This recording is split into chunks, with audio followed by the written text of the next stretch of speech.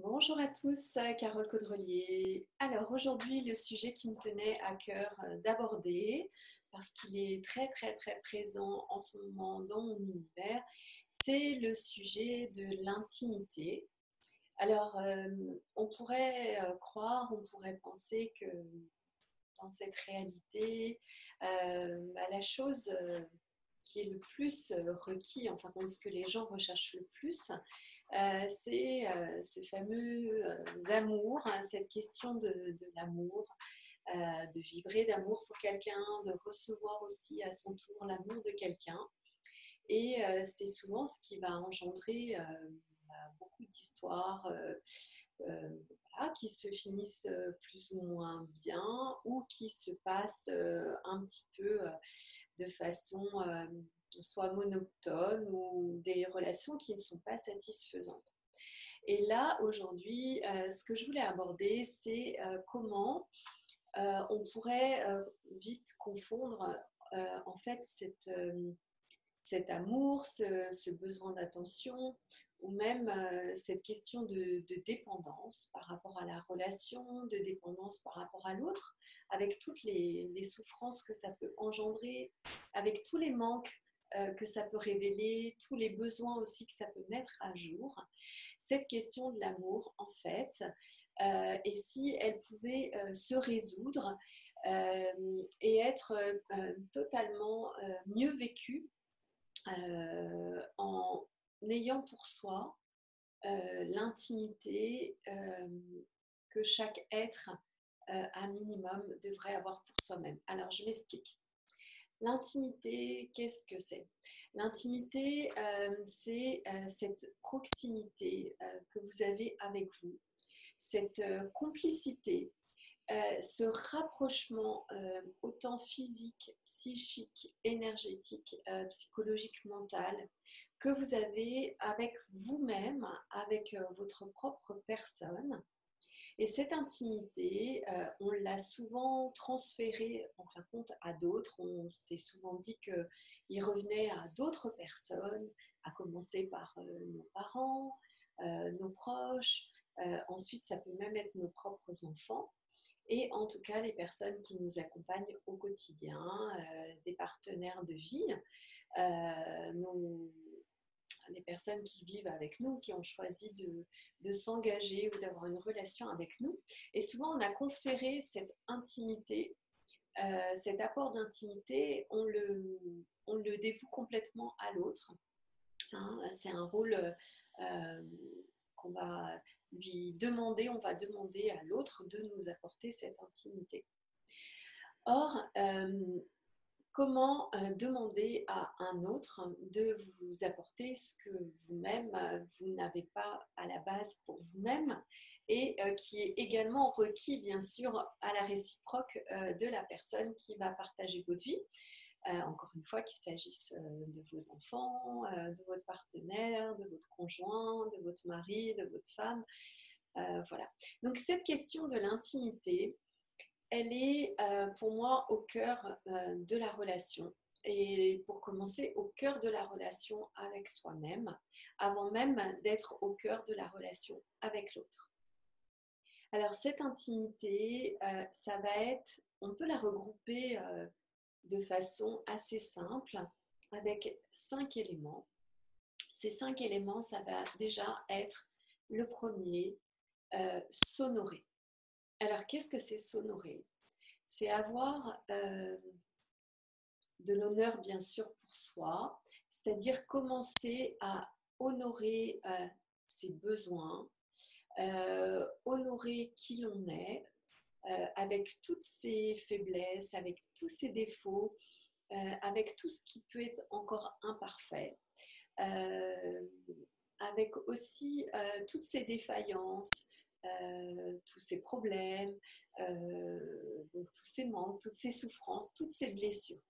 Donc s'honorer, c'est déjà prendre en compte le fait que l'on est un être à part entière et en tant que tel, on se doit d'honorer son corps en premier lieu, hein, de ne pas lui donner n'importe quoi à manger, de ne pas complètement le malmener. et aussi le respecter dans le cadre de la relation. C'est-à-dire quand on a envie de dire non, de respecter ce non, et quand on a envie de dire oui, d'aller aussi respecter ce oui. Donc c'est aussi d'être au clair avec qui l'on est, avec le niveau aussi, le seuil d'acceptation que l'on a sur le moment, qui est le nôtre, et que l'on doit se faire respecter à soi-même, envers l'autre, envers toutes les personnes qui nous entourent. Donc s'honorer, c'est se reconnaître avant même que l'autre puisse avoir à le faire. Donc c'est d'abord nous qui allons impulser cette reconnaissance de nous, et entre guillemets, on va aller l'imposer à l'autre. Mais l'imposer de façon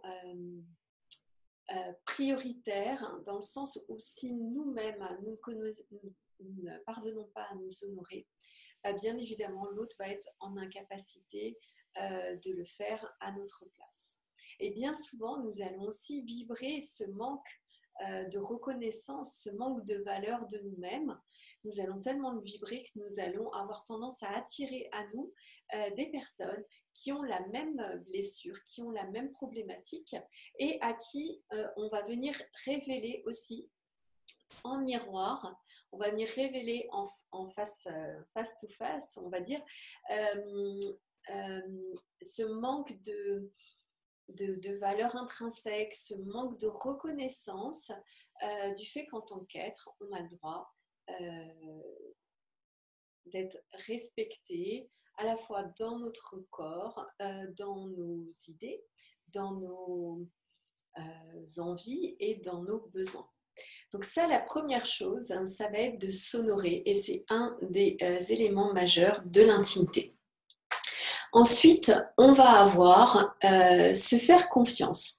Alors, ça peut paraître un petit peu bizarre, parce qu'en général, c'est vrai qu'on pourrait imaginer que d'emblée, voilà, on est là, on existe sur Terre, on vit notre vie, on a des désirs, on fait des choix, et aussi, on pourrait très bien imaginer qu'on se fasse confiance. Par rapport à cette question, je vous invite vraiment à aller regarder si vous êtes plus préoccupé par les choses qui vous arrivent de l'extérieur, ou si vous avez la conviction ultime, la conviction intime, la conviction suprême que tout part de vous, et que quoi qu'il arrive sur tous les plans, que ce soit personnel, sentimental, financier, que ce soit au niveau du corps, au niveau de sa sécurité même intérieure, est-ce que la première personne que vous allez consulter, est-ce que la première personne en qui vous croyez, est-ce que c'est vous-même? Et là, on va retrouver toute la question de la confiance, c'est-à-dire d'aller d'abord se consulter soi-même, se faire confiance soi-même, savoir qu'à l'intérieur, on a tout pour réussir, à l'intérieur, on a toutes les réponses, sans avoir besoin de se référer à une présence extérieure, qu'elle soit incarnée dans un corps, ou même qu'elle soit invisible. Donc ça va être la première condition aussi de la confiance, c'est savoir qu'on a tout en nous et que tout part de nous. Et souvent, on a beaucoup à améliorer au niveau de ce degré de confiance, parce qu'on pourrait avoir tendance à penser, à imaginer que les choses nous arrivent de l'extérieur, qu'on les subit, qu'on ne les choisit pas, qu'elles nous tombent dessus, alors qu'en vérité, toute l'impulsion est vraiment à l'intérieur de nous. Donc si on a une immense confiance en nous, si on a confiance en sa grandeur, si on a confiance en sa valeur, si on a confiance en sa puissance, rien à l'extérieur ne peut nous toucher. Et on sait aussi que si on traverse un moment un petit peu plus compliqué, on va pouvoir aller faire face à nous-mêmes, on va pouvoir aller se regarder en face aussi dans le miroir et s'apporter toute cette cette confiance en nous, dans le fait qu'on a tout à l'intérieur de nous pour pouvoir résoudre n'importe quelle situation, pour pouvoir trouver les solutions, pour pouvoir continuer à avancer, sans dépendre de quelqu'un d'autre, sans dépendre de personnes extérieures ou de situations extérieures. Donc ça, c'est la deuxième clé de l'intimité, après l'honneur, c'est le fait de se faire confiance. La troisième clé, ça va être le laisser être. Alors, le laisser être vis-à-vis de soi-même, c'est véritablement de pouvoir continuer à évoluer jour après jour, en partant d'où on est et en ayant une absence totale de jugement par rapport à nos choix, par rapport à ce qu'on a fait, par rapport à ce qu'on croit qui nous arrive, qui nous tombe dessus. C'est véritablement laisser être en ayant aussi confiance dans ce que l'univers va nous apporter par rapport à ce qu'on a choisi, par rapport à ce qu'on a décidé. C'est se lâcher la grappe, arrêter de se culpabiliser, être véritablement dans une attitude de lâcher prise. Et je dirais qu'à ce niveau-là, le laisser être est beaucoup plus vaste que le lâcher prise qui nécessite pour moi quand même une action de faire, c'est-à-dire de lâcher. Dans le laisser être, on laisse être sans jugement de ce qui est bon, sans jugement de ce qui est mal, sans jugement de qu'est-ce qui est requis ou qu'est-ce que j'aurais pu faire, qu'est-ce que j'aurais dû faire. C'est vraiment une fois qu'on a choisi, une fois qu'on est au clair, qu'on s'honore, qu'on se fait confiance, on peut être totalement dans le laisser être de qui on est, sans chercher à se changer, à se transformer à outrance, uniquement en adaptant ses demandes, ses nouveaux choix à ce qu'on a envie de faire de façon différente et en se laissant être qui l'on est.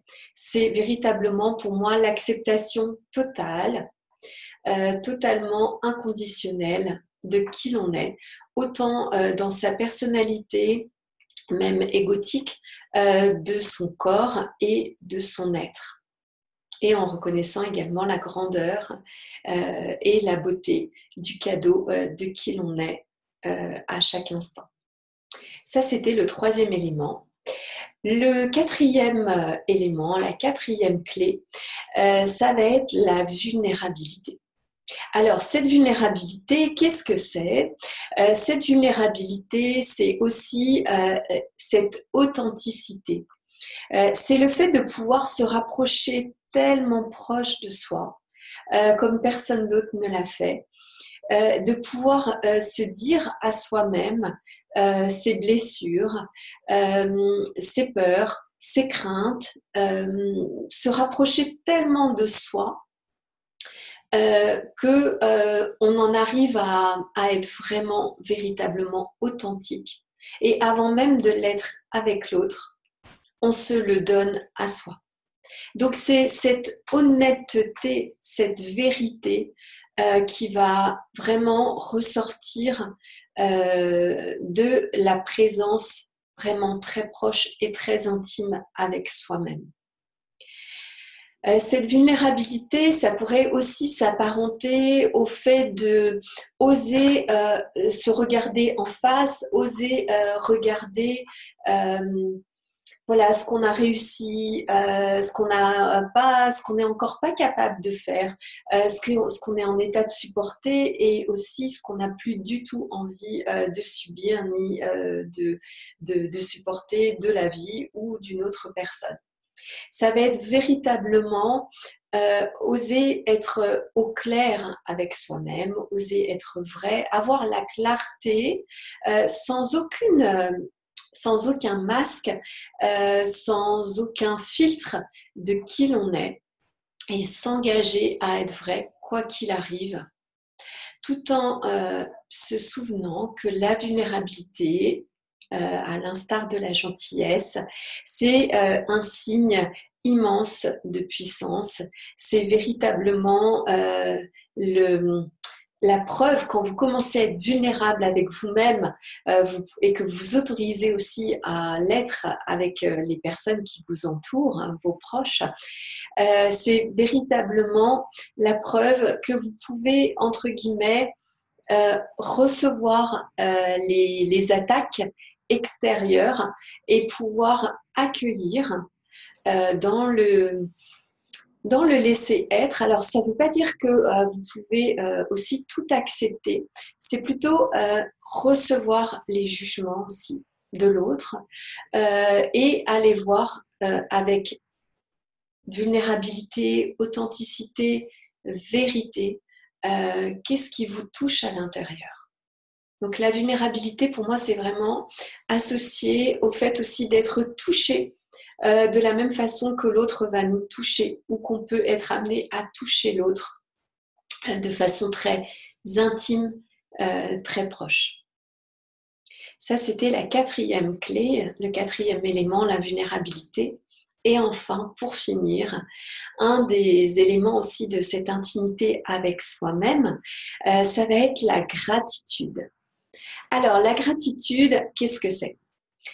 La gratitude, c'est la reconnaissance que tout ce qui nous arrive est totalement merveilleux, que tout ce qui nous arrive arrive au bon moment, arrive dans une sorte de perfection. C'est aussi savoir que tout est juste, tout va œuvrer pour nous. Et même si ça n'y ressemble pas, même si ça n'en a pas l'air, et même si un coup dur, un élément qu'on n'avait pas du tout envisagé, quelque chose de difficile qui peut au premier abord nous blesser, faire ressortir beaucoup d'émotions, cette gratitude va nous permettre de remercier à l'avance et de reconnaître le cadeau de l'événement, de la situation, de la crise avec telle ou telle personne ou avec telle ou telle situation. Donc cette gratitude, c'est aussi une gratitude qu'on va avoir pour nous-mêmes, de reconnaître que nous sommes acteurs, pleinement acteurs de notre vie, responsables de notre vie et de toute notre réalité, de tout ce qui nous arrive, de toutes les personnes que nous fréquentons, qui nous entourent. Et cette gratitude va nous permettre de reconnaître non seulement le cadeau que l'on est pour nous-mêmes, et aussi va nous permettre de reconnaître le cadeau qu'il y a derrière chaque situation. C'est la reconnaissance, le remerciement à l'avance de tout ce qui nous est envoyé par l'univers pour notre évolution, pour notre conscience, pour nous permettre de grandir.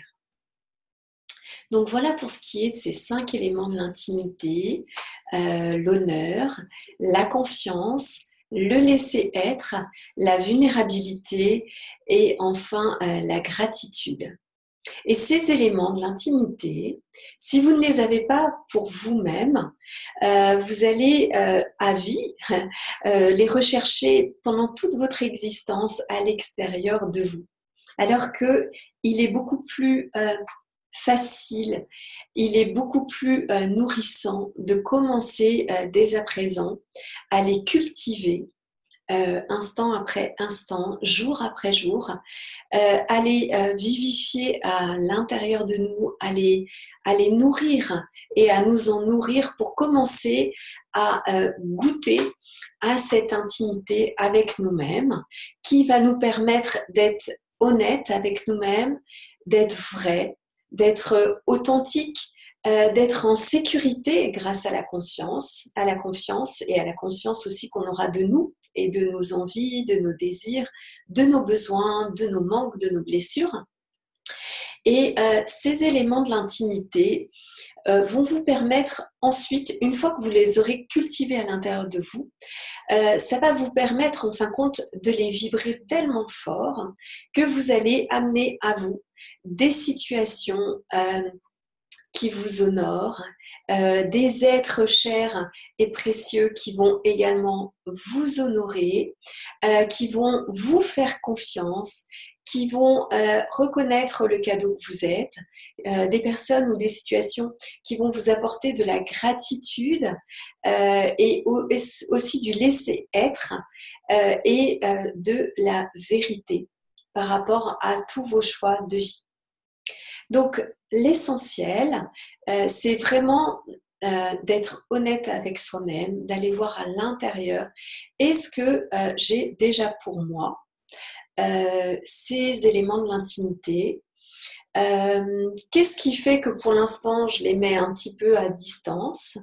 Qu'est-ce qu'il faudrait pour que à présent je choisisse de les avoir pour moi, pour commencer, même si je ne sais pas comment, par quel bout en fait commencer, par quel bout m'y prendre. Voilà, demander aussi qu'est-ce que ça serait pour moi de m'honorer, qu'est-ce que ça serait pour moi, à quoi ça ressemble de me faire confiance, à quoi est-ce que ma vie ressemblerait si j'étais totalement dans le laisser-être avec qui je suis et avec tout ce qui m'entoure et toutes les situations qui m'entourent. Voilà, et c'est véritablement une invitation pour vous-même et pour toutes les personnes qui vous sont proches à entrer au plus profond de soi-même, à aller découvrir l'être merveilleux, le cadeau de qui l'on est. Voilà. Alors, qu'allez-vous choisir aujourd'hui grâce à ces 5 éléments de l'intimité? Et qu'est-ce que ces éléments de l'intimité, qu'est-ce que cette intimité retrouvée avec vous-même va vous permettre de créer ensuite au-delà de cette réalité? Voilà, c'était ma petite envie du jour d'aborder cette question de l'intimité. Étant précisé que pour les personnes qui le souhaitent, ces éléments de l'intimité sont abordés encore plus en profondeur et de façon aussi énergétique et assez intense pendant les formations que je propose, notamment dans le cadre des 4 jours de la Fondation ou dans le cadre de la journée L'aventure d'être soi.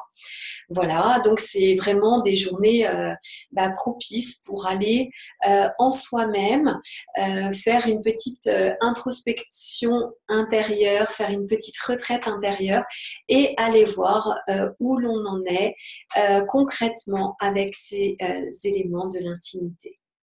Voilà, prenez soin de vous et reconnaissez le cadeau que vous pouvez être pour vous-même, pour vos proches, pour vous, pour le monde, si vous reconnaissez l'être merveilleux qui sommeille à l'intérieur de vous. Je vous retrouve à très bientôt.